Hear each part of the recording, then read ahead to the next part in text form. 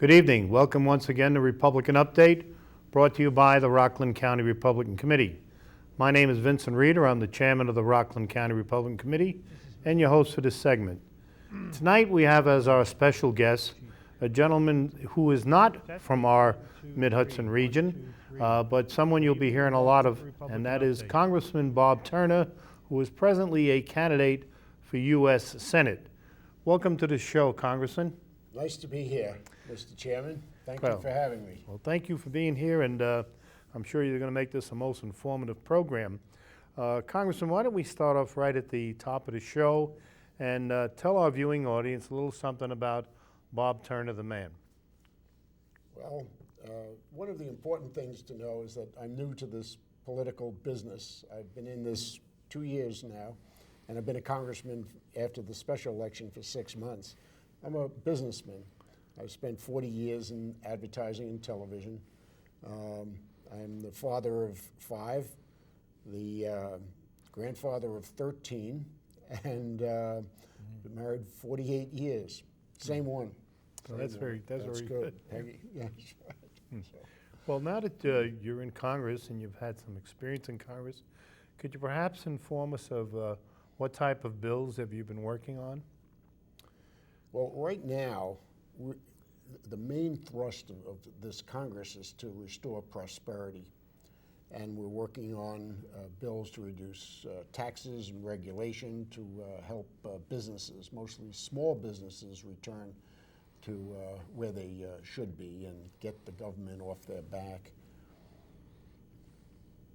I see.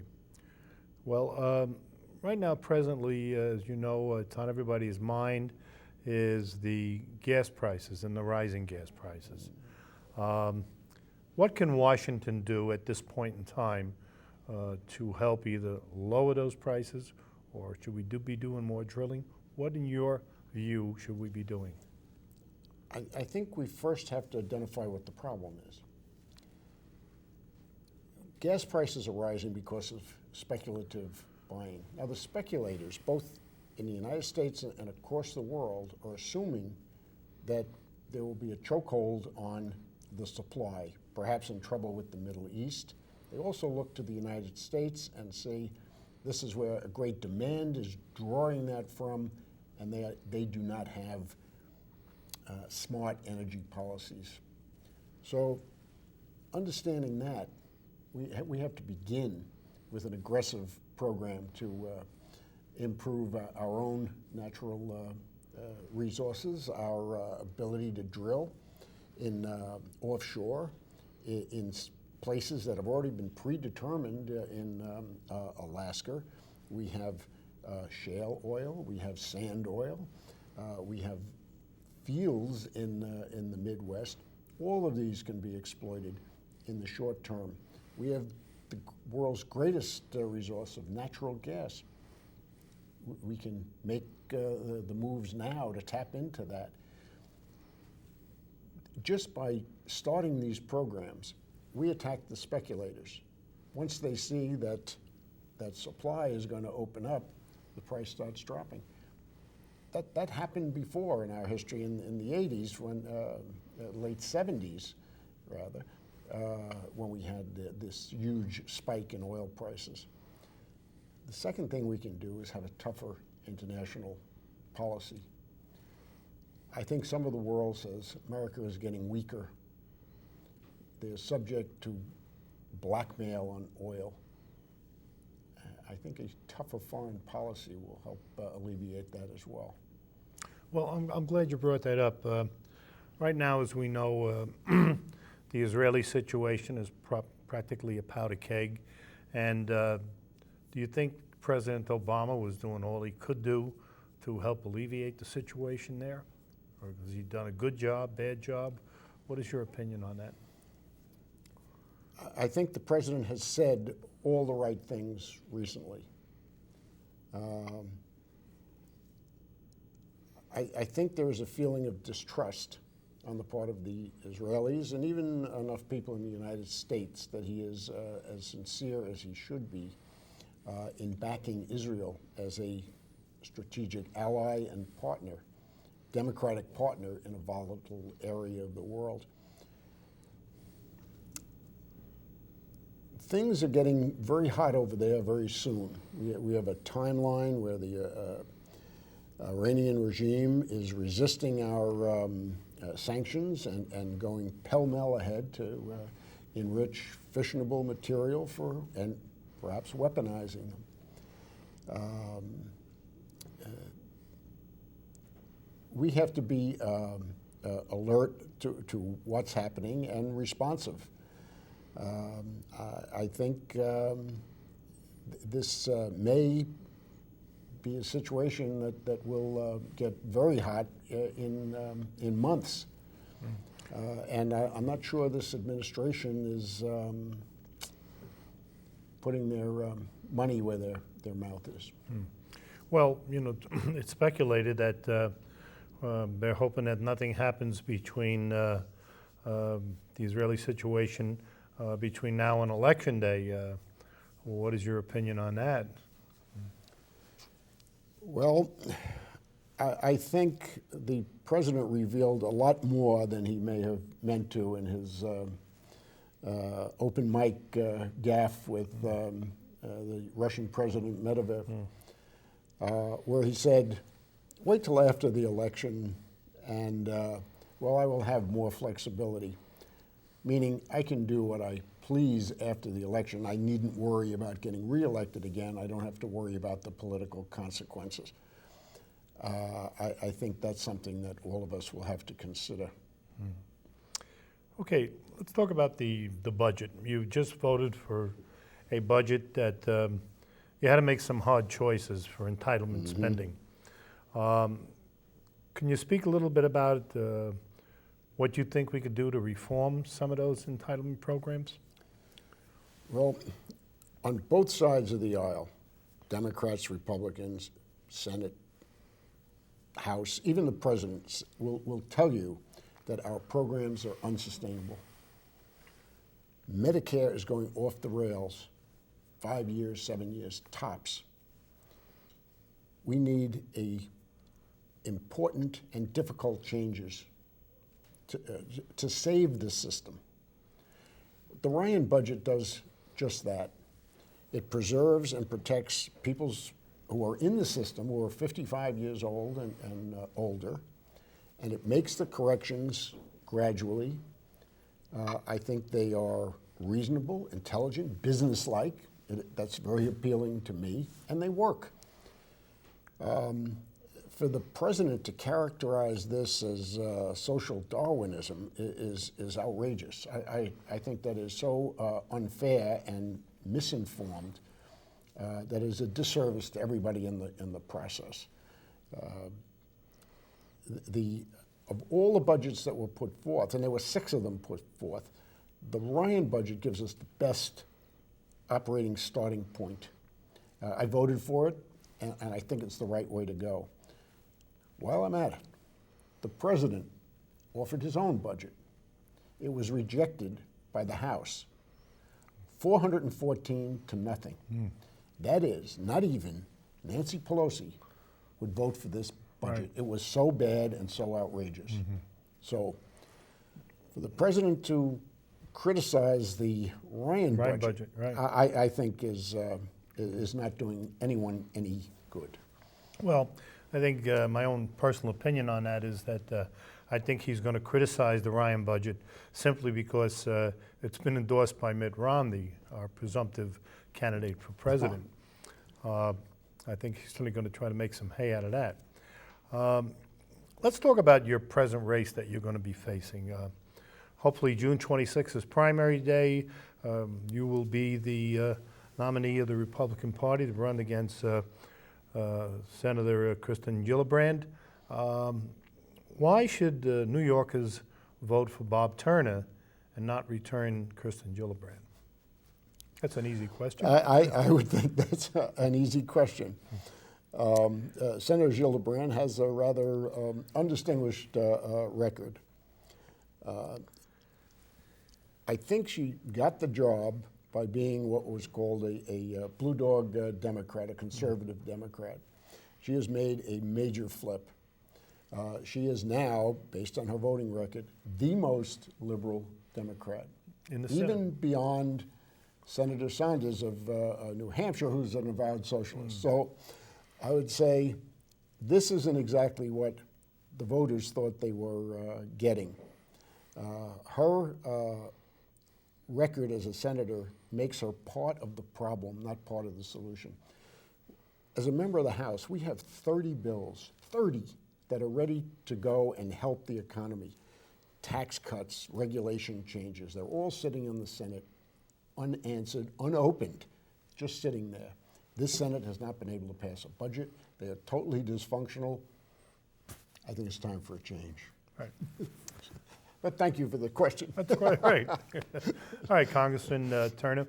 What, in your opinion, makes you the best qualified candidate to defeat her? Well, as you know, I'm entering a primary in June. There are two other candidates. They are fine people.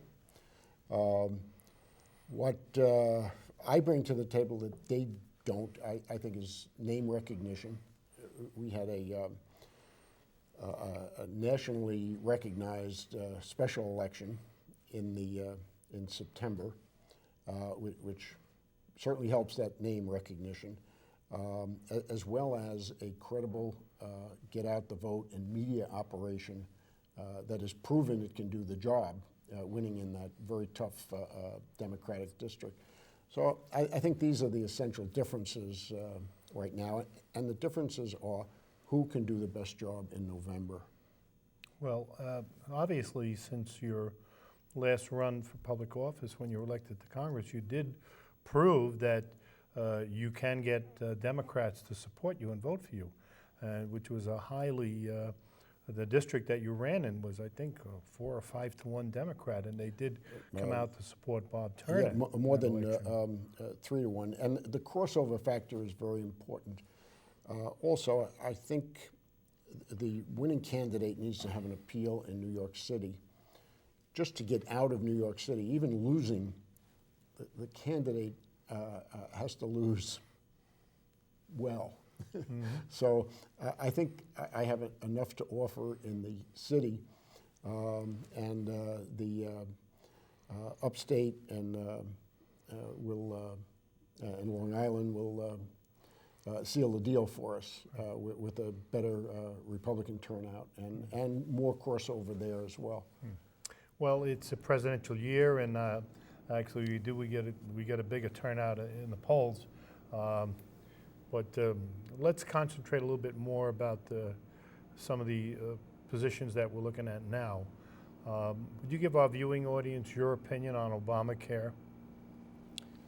Well, Obamacare is what got me in this process. I was watching television. I was watching Anthony Weiner defending Obamacare, and I decided to get involved. One thing led to another. Obamacare is crushing the small businesses. It's a probably an unconstitutional infringement on individual rights and responsibilities. And it is leading us to what they call a one-payer system, which is socialized medicine. This has been tried again and again. The people in the UK know how it works. They're trying to get away from it. The Canadians are trying to get away from it, and we're rushing toward it. That's what Obamacare does for us. I hope the Supreme Court knocks this down. If it doesn't, in the House, we will try and defeat this in detail, part by part, and to restore some sanity to our healthcare system. Well, one of the promises that Governor Romney made should he be elected to the presidency was to appeal Obamacare immediately. And I think I'd get a vote from me. going to get a vote of confidence from me on that as well. Let's go back to the budget a little bit. If there are 3 areas in the budget that you would cut, what would they be? Well, let me bring it back a little bit. This new House, which is now only it's completed 1 year and it's in its 2nd year, has in that period cut discretionary spending, which is about 1/3 of the budget, 2 years in a row. and they have stopped earmarks, which is that sneaky way that politicians put in huge amounts of pork that taxpayers didn't really know about. I think this House is on the right track in coping with these problems, but the entitlement programs are 2/3 of our expenditures. There's only so much you can do in defense, and we're heading into tough times, so we can't really go there. We need entitlement reform.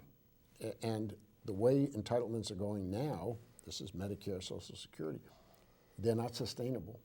So we need a fair, balanced, and intelligent approach to protecting the people that are in the system. It's too late to surprise people that are well along, 55 and up.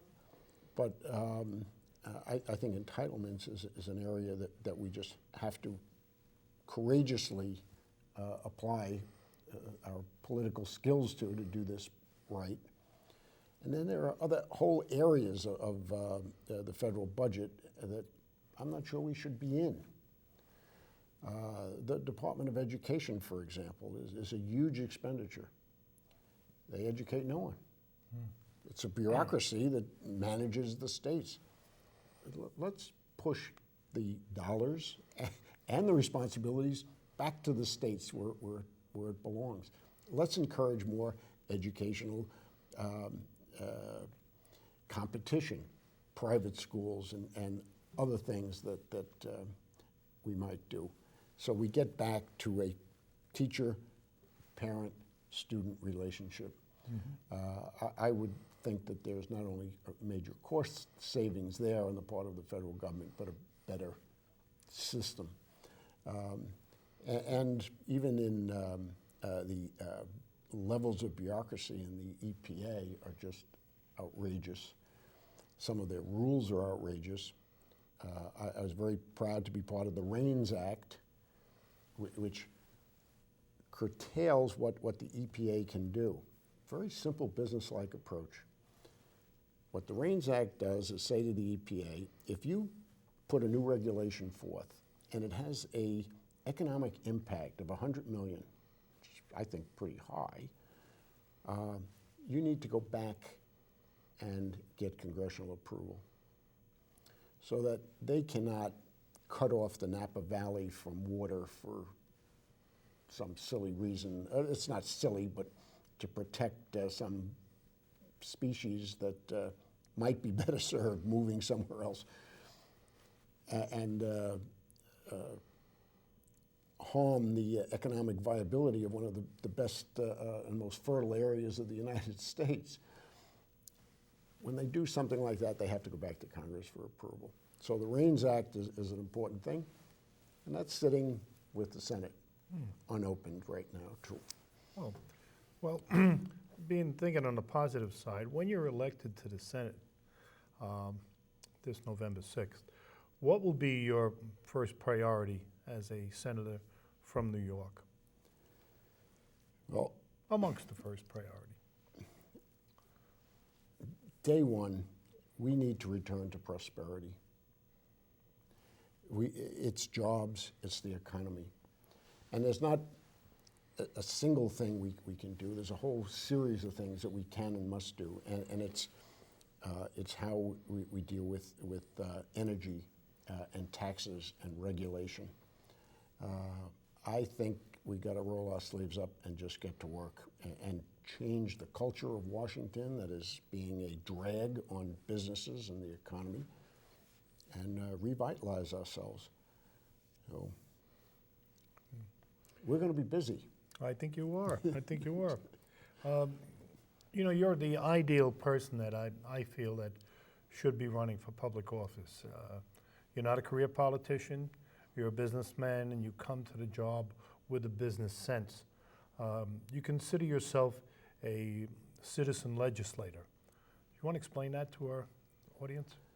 Well, I mean, to me, it means pretty much what the founding fathers were.